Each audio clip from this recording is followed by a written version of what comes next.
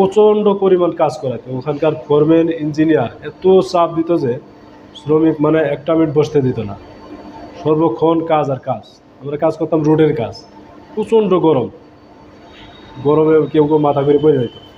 রোডের কাজ করতাম মানে নিচেও গরম উপরেও গরম, এরকম কষ্ট। বিসমিল্লাহির রহমানির রহিম। প্রিয় বন্ধুরা, আসসালামু আলাইকুম। আমি সোহাগ, সবাইকে স্বাগতম জানাচ্ছি। আজকে আমরা এমন এক ভাইয়ের সাথে কথা বলবো যিনি দীর্ঘদিন প্রবাসে অতি কষ্টে মাথার ঘাম পায়ে ফেলে শুধুমাত্র পরিবার প্রিয়জনের মুখে হাসি ফুটাতে দিনরাত পরিশ্রম করে গেছেন। সে দীর্ঘ পরিশ্রম, তার কী ত্যাগ আর কী অর্জন, সেই সব নিয়ে আজ আমরা কথা বলবো। চলুন কথা না বাড়িয়ে ভাইয়ের কাছ থেকে বিস্তারিত জেনে। আর হ্যাঁ, আমাদের আরও গল্প শুনতে, প্রবাসী ভাইদের কষ্ট একটু সার্থক করতে আপনারা মূল্যবান লাইক, কমেন্ট, শেয়ার দিয়ে আমাদের সাথে থাকার। 8 বছর ছিলাম ওখানে। কাতারি কোম্পানি ছিল, কোম্পানির নাম ছিল বিন উমরান স্টার্টেড কনস্ট্রাকশন লিমিটেড। ওখানে ছিলাম 8 বছর। তো আমরা কাজ করতাম রোডের কাজ। রোডের আপনার বিভিন্ন সময় যে মাটির নিচ দিয়ে কেবলের লাইন যায়, পানির লাইন যায়, এগুলি কাজ করতাম। এগুলি অনেক সময় কোম্পানি এখানে ওখানে পাঠাইতো, যাওয়া লাগতো। অনেক কষ্টে ছিলাম আর কি, অনেক কষ্ট। খুব গরমে প্রচুর কষ্ট করে কাজ করতাম।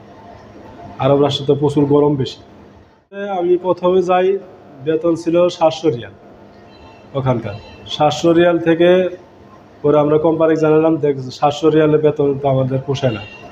পরে কোম্পানি আবার 100 টাকা বাড়াইলো, 800 করলো।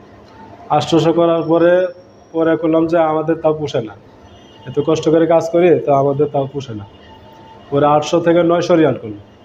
900 রিয়াল থেকে আবার কাজ করতে পরে আবার ওখানকার কাতার সরকারের ঘোষণা দিল যে প্রত্যেকটা শ্রমিকের বেতন হবে 1000 রিয়াল। পরে আমরা 1000 রিয়াল বেতন পাইছি। 1000 রিয়াল কিছুদিন পাওয়ার পর কাজ করতাম 10 ঘন্টা। 8 ঘন্টা হলো কোম্পানির, আর 2 ঘন্টা হলো ওভারটাইম। তো প্রচণ্ড পরিমাণ কাজ করাতো। ওখানকার ফোরম্যান ইঞ্জিনিয়ার এত চাপ দিত যে শ্রমিক মানে একটা মিনিট বসতে দিত না, সর্বক্ষণ কাজ আর কাজ। আমরা কাজ করতাম রোডের কাজ, প্রচণ্ড গরমে কেউ মাথা করে পড়ে যেত।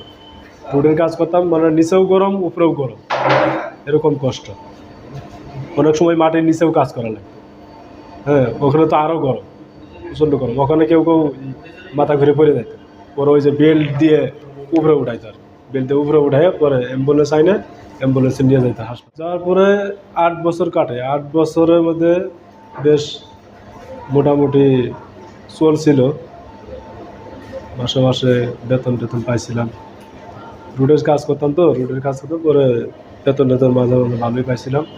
কিন্তু যখন কোম্পানি আমাকে পাঠাই দেয় তখন আমার বাধ্য করতে 100 টাকা লাগছিল। তো আমার বাপের 3 কাঠা জমি ছিল, ওটা বিক্রি করে আর কিছু ঋণ দেনা যতদিন ছিলাম ততদিন পরিবার ভালোই চালাতে পারে।